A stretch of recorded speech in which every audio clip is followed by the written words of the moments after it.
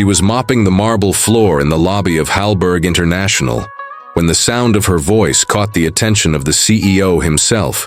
Not the mop strokes, not her shoes squeaking gently as she worked. It was her voice. Fluid, crisp, and unmistakably fluent Mandarin. She wasn't rehearsing. She was helping. The CEO, Jonathan Kellerman, paused mid-stride near the security turnstile.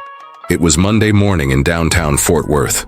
The lobby buzzed with the usual, heels tapping like typewriters, phones pinging, voices low and hurried, and coffee cups gripped like lifelines. But the moment he heard that language, not the language but the clarity of it, he turned instinctively. Mandarin. And not the clumsy kind he heard butchered in training sessions. This was native-level fluency, sharp, clean, controlled. He scanned the floor, expecting to find one of the company's international salespeople. Instead, he saw her, a woman in a burgundy janitor's uniform, dark-skinned, short twists pulled back into a neat ponytail. She stood beside the touchscreen directory, her gloved hand gesturing calmly toward the elevator bank as she spoke to an elderly man in a navy coat. He looked both confused and relieved, nodding as she finished her explanation. Kellerman's brow creased. He knew her, vaguely.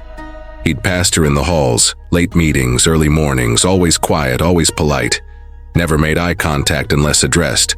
But here she was now, conducting international concierge duties like it was nothing. Before he could approach, she shifted. A delivery driver walked past, muttering something while holding a clipboard. She switched immediately, Spanish this time, clear, natural.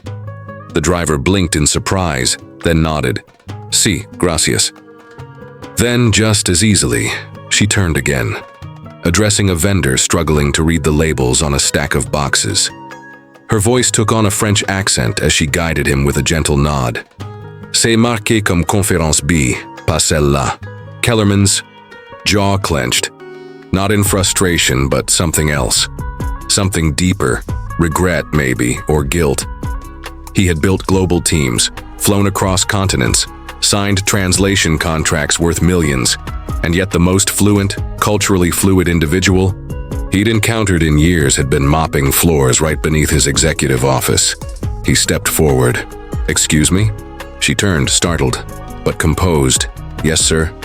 That was Mandarin, wasn't it? She nodded. Yes, sir. You speak it fluently? Yes, sir. He tilted his head. And Spanish and French. Also Portuguese, German, Arabic. Italian, Swahili. I can read Latin, but I don't count that one. Kellerman blinked. You're telling me you speak 9 languages? Yes, sir. No arrogance, no theatrics. Just a quiet, unshakable truth. What's your name? Denise Atwater, he exhaled through his nose. Miss Atwater, are you free for a few minutes?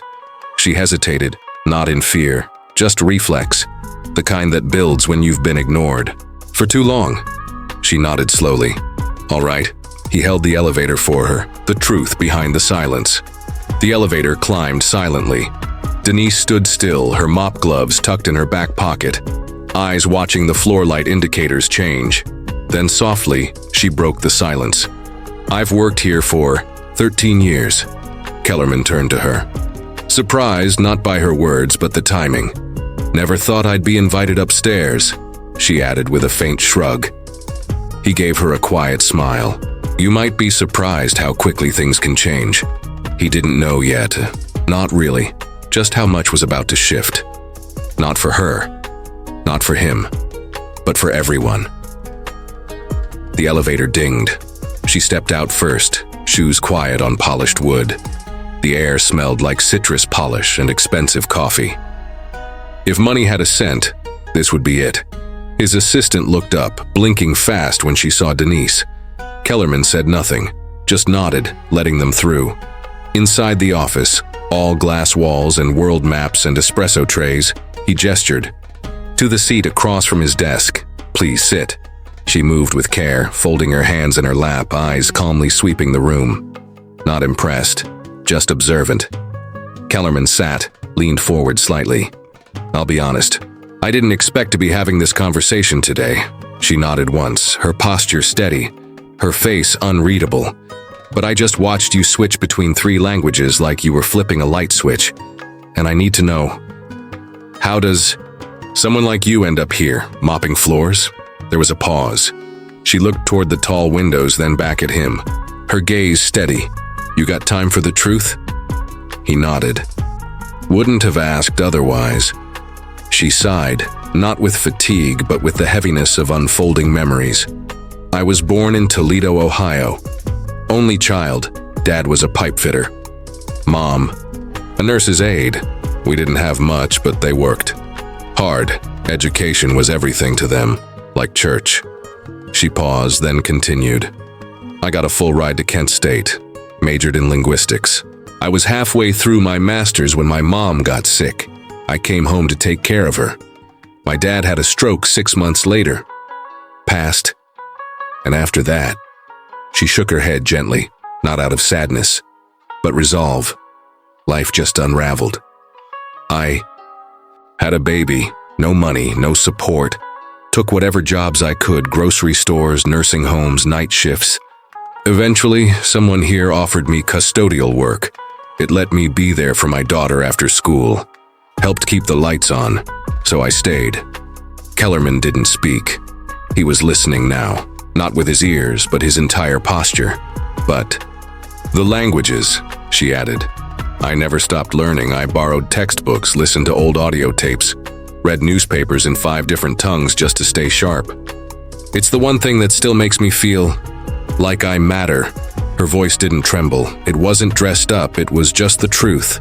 Straight and clean. Most people don't ask, she added. They see the uniform, and they assume. That word lingered. Assume. Kellerman leaned back slowly, the weight of it settling in his chest. I'm not saying this to make you feel bad, she said. I'm not bitter. Life happened. I did what I had to do. Still do. But you asked. He exhaled, long and quiet. You ever think about doing something else? She gave a slight shrug. Sometimes, but it's hard to dream when your rent's due. The silence that followed wasn't awkward. It was thick with unspoken things. Years of them. Kellerman reached for a small notepad on his desk, jotted something quickly. What are you writing? She asked, curious now. Thoughts. Ideas. He didn't say it out loud yet, but the shape of something bigger was already taking form in his mind. And it had her name on it. The meeting that changed everything. The idea followed him like a shadow. Even during vendor calls and supply chain reports, he kept circling back to her voice. Denise. The calm, the clarity, the precision. By 3:45 p.m., he made up his mind. He left his floor and rode the elevator all the way down. The service level was warmer, quieter, the walls scuffed with years of carts and crates. He passed maintenance closets, water jugs, vending machines. There she was, in a supply room, restocking microfiber cloths. Mind if I bother you again? She turned, startled but composed. You came down here? Couldn't stop thinking about our talk. He paused. Listen, I need a favor. She wiped her hands on her shirt. What kind? Our translator canceled. São Paulo reps showed up early. I need someone fluent in Portuguese. She blinked just once. Portuguese. Yeah, I can do that. Minutes later, they were in conference room 4C. 4 Brazilian executives sat around a table checking phones, looking awkward.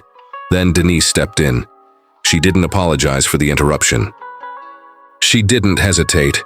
She just began. Smooth, confident Portuguese rolling off her tongue. Kellerman watched the room change. Tension fell off shoulders. Heads lifted. Eyes engaged. When one visitor cracked a joke, Denise laughed and matched. And the whole room chuckled. She wasn't just translating. She was connecting. Bridging. When the meeting wrapped, one of the executives turned to Kellerman. She's better than anyone we've worked with this year, he said. Where'd you find her? Kellerman smiled and pointed. Right here. In the hallway, he caught up with her. You ever do this professionally? She shook her head. I've helped in hospitals, courtrooms, no certification, no time. My daughter needed me more. He nodded. And now? She's 26. Nurse. Paid her own way through school. Stubborn. Like her mama. They both laughed. For a moment it wasn't CEO and janitor. Just two people. Just truth. Back at the service level, she clocked in again. I didn't do anything special today, she said. He looked at her. That's not how it looked to me. She gave him a small smile and walked away. The offer that night, Kellerman sat in his car, unmoving, staring through the windshield. So many meetings, so much hiring, diversity panels, recruiting efforts. And all this time, the gold was already here, in his own building. Next morning, Denise's badge beeped at the wrong hour. She'd just finished wiping the east lobby when her supervisor tapped her shoulder. Mr. Kellerman wants to see you again. Her brow furrowed. Did I do something wrong? He shrugged. Didn't say, just said send you up. She wiped her hands and walked the same path. Only this time people noticed. Receptionists glanced up. Some whispered. One even smiled. Inside the suite, Kellerman stood at the window staring out at the skyline. Come in, he said without turning. She did. I've been thinking, he said, setting his coffee down. About talent waste. About how many people we pass over. Not because they're not good, but because we never look twice.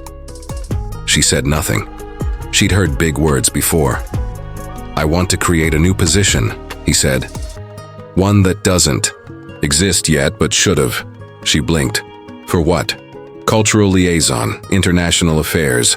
Someone who knows the languages, reads the subtleties, works with vendors, clients, documents, transitions.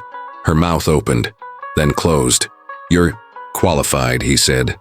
Frankly, more than most of our execs. I don't have a degree. You have something better. Experience, discipline, heart. She crossed her arms. You know what people are going to say? I don't care. She studied him, slowly. I've never had a title, never had an office. You'll learn fast. I don't have the clothes for that world. We'll send a stipend. You've thought of everything, she said dryly. I'm trying. Then, who'll do my shift? He smiled. We'll find someone, but no one can replace you. She stared at the floor, then up at him again. This isn't a favor? No, this is recognition. Her eyes glistened, but she blinked them dry. All right then, she said. Let's see what I can do. He extended his hand.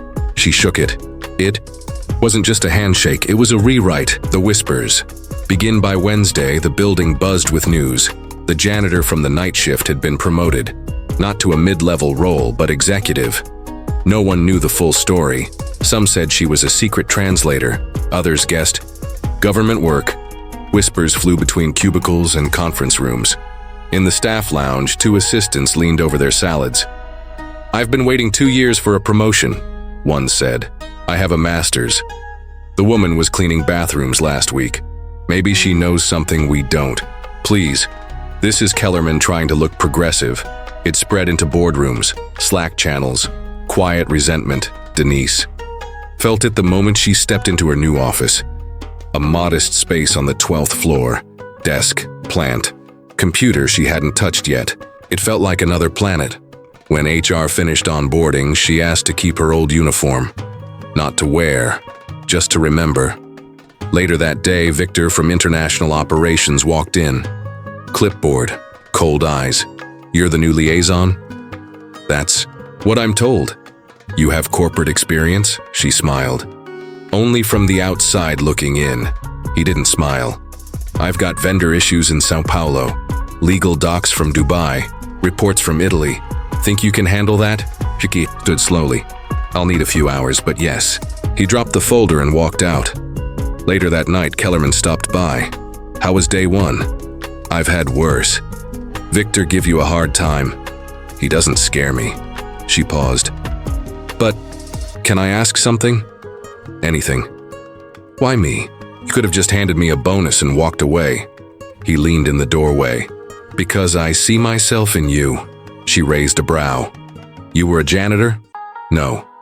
But I was overlooked. Grew up fixing cars. People thought I didn't belong. In boardrooms. I worked 3 jobs just to prove them wrong. She nodded. Slowly. And now you decide who gets in. Exactly. She looked down at her hands. I'm nervous. Good, he said. Means you care.